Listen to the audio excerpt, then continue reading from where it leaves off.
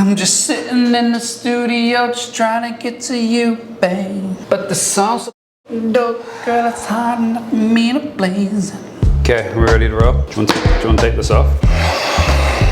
I might want to use it, so I'm going to leave it there. Phil Donahue, look it up. There's a real live man right here, ladies and gentlemen.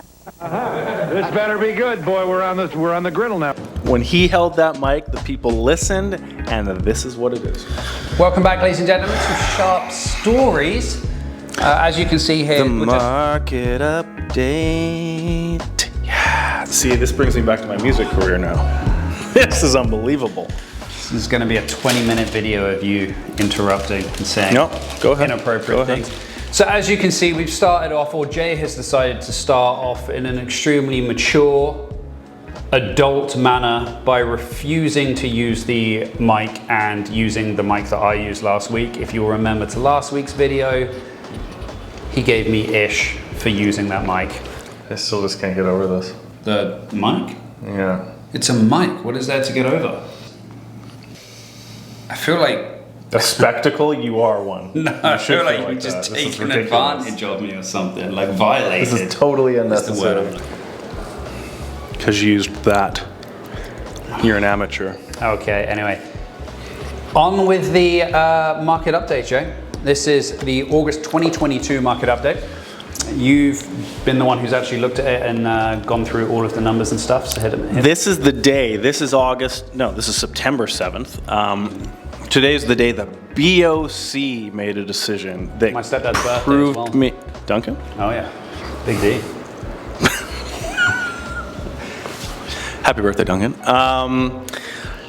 The Bank of Canada raised... He doesn't watch this.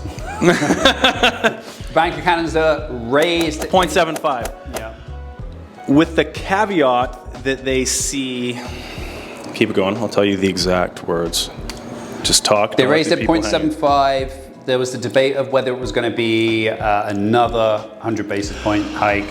You got something for us? Given the outlook for inflation, the Governing Council still judges that the policy interest rate will need to rise further. So beyond today. Right. So we're now at 3.25 after today's 0.75 rate. And they figure that it's going to need more. They meet October 26th Next month, yeah. And I had two crystal ball moments last week that have now both been blown directly out of the water, giving me zero credibility. So what you're saying is Benjamin Mark Robinson is correct and J. Gordon McInnes was wrong. You never even made a call. You weren't even here. You were on vacation again. No, I made the call. So with that, we're going to jump into... No, side note though, there were a lot of people talking about the 100 basis point hike, and I thought that it was a possibility because they were going to put it up 100 basis points. Then in October, they were going to put it up either none at all or minimally because they'd overdone it, and they were going to try and look at the optics of, oh, okay, we haven't had to put it up. So it wouldn't surprise me if there was still like another 0.5 hike, and then we start seeing some relief.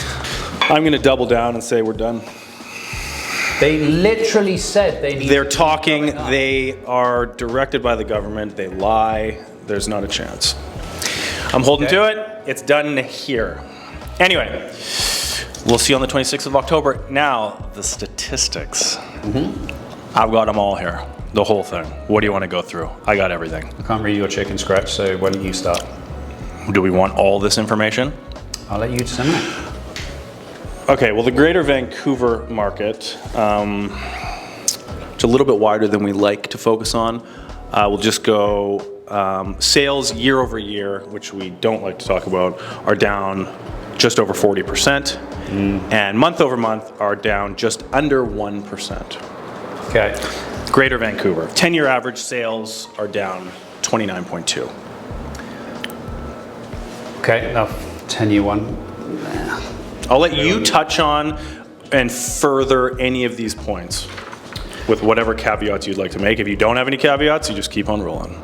Yeah, I don't think that, I mean, we've hit the 40% below mark. I mean, the Fraser Valley has been there for a couple of months now, I believe, in terms of reduced activity. So it's kind of come up this way. I'm not surprised on us being down from last month. Even depending on what our market is like, whether it's a seller's market or a buyer's market, we usually always follow the same, if you're looking at a line graph, we follow the same levels. So we peak in the spring, we come down through the summer, and then we start to go up in the fall, and then it peters off in the winter as Christmas arrives and whatnot. It just depends on whether you're looking at number of sales up here or number of sales down here. So that seems to be following trend as well, as we're down from July. And just to re-highlight, anything under 12% absorption is a buyer's market, 12 to 20 is balanced, and above 20% absorption is a seller's market. For a sustained period of time. Naturally. Usually 3 months. Okay, Metro Vancouver listings. We're getting a little more focused, a little more relevant here. So listings just in August, year over year, new listings to last August are down 17.5%. Month over month are down 16% new listings. So total listings, Metro Vancouver, year over year are up 7.3%. Total listings are up 7.3%. Okay. Yeah, and are down month over month 6%. Okay. Okay. Again, goes into what I was saying about our trend. Yeah. Yeah. Now, the ratios. Detached, what are you thinking? Under 12 is buyer's market, 12 to 20 balanced, under 20 seller's market. Metro Vancouver detached housing, what is your forecast on the ratio? That one had the most to drop, and I think it's dropped the most, 17%.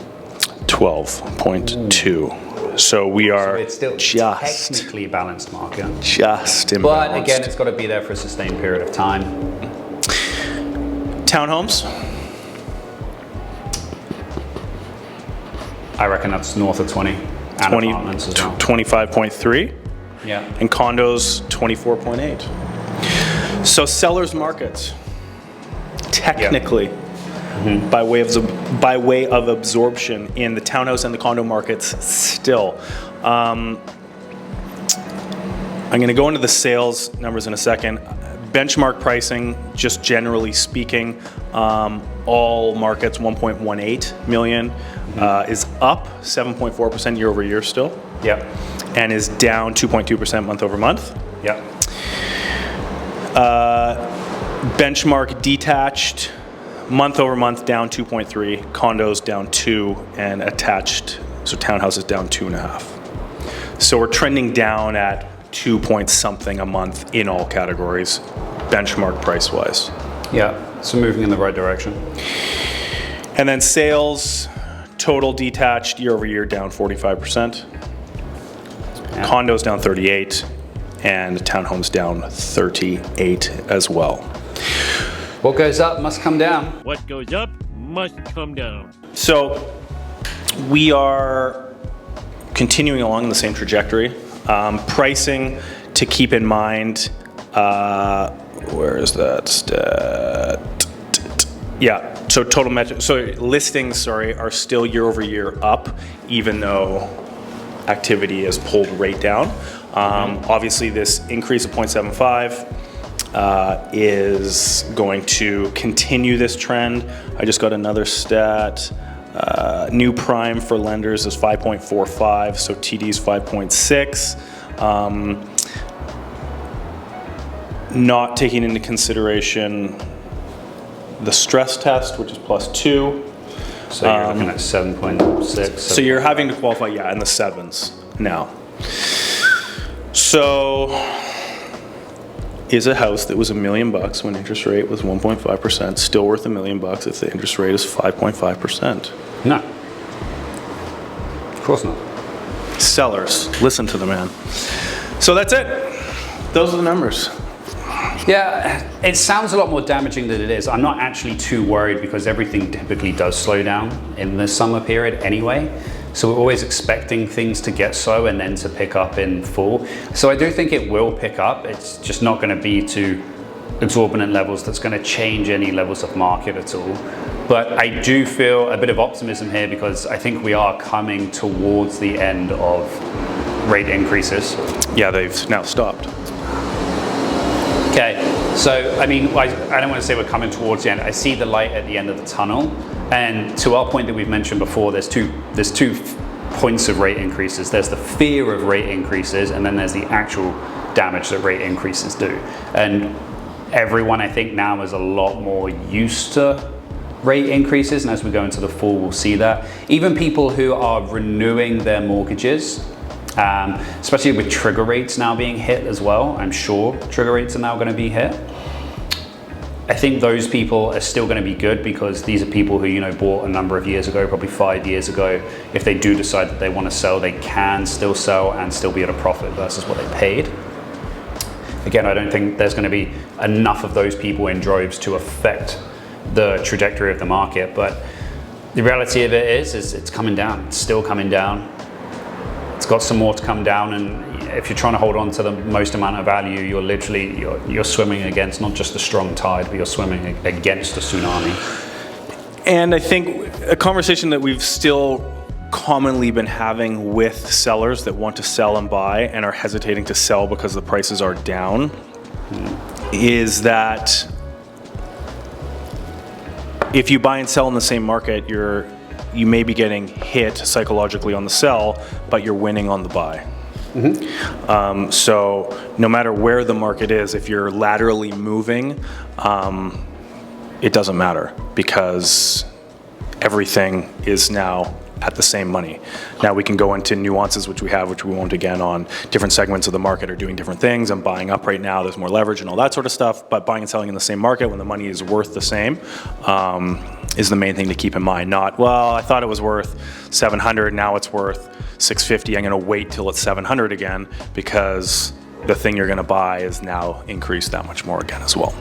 What I do think is extremely ironic, and you'll appreciate this point, is Justin Trudeau and his cabinet are in meetings in Vancouver this week to discuss internally like what to do when they all come back from their summer holiday, and that must be exhilarating. And what they're and what they're going to do in terms of housing affordability. That's a big thing. And you've come to City, which is very unaffordable for a lot of people, to make discussions on housing affordability, which if anything is implemented is going to typically affect everyone else but Vancouver, Toronto, Montreal, those kind of things. It's going to be, the irony of it is plausible. I'm not allowed to make political statements online, so I'm going to leave that there. What I will bring up, however, is that your Prime Minister, Justin Trudeau, is in town, and they were doing the... I just said that, he's in town. Yeah, I know, but they were doing, in addition to that, they're doing the opening ceremony of the new native land development on the south side of the Burrard Street Bridge, which will compose 9 towers, completing at length... billion, right? No, CMHC gave them a $1.4 billion loan for the first 4 that they're involved in. 9 towers, total completion will be 2033, forecasted. They have a partnership with Mr. Ian Gillespie and West Bank, as we know very well in the city. They've done a lot of key buildings. A lot of the buildings actually look very, very nice. But the mass majority of that will be market and non-market rental.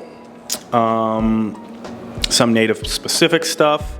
They mentioned a brief little, there may be some leftovers that may be stratified resale, but it looks like high 90% will be all rental, which will total 6,000 units. So Massive undertaking. Yeah, so a very big project. It looks very good. I don't remember the name. I don't want to butcher that, so you can Google it. But it's a very interesting project that they've now broken ground on for the first tower. And I think that's why he was, I don't know, one of the reasons why he was in town and spotted prancing along the seawall and all those. I'm going to have to do a video on Elon Musk's $10,000 Tesla houses. Never heard of it. Never heard of it?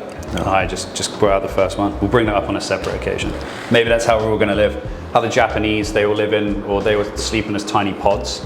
But that... I've been trying to get Mika to downsize for years, as we've talked about.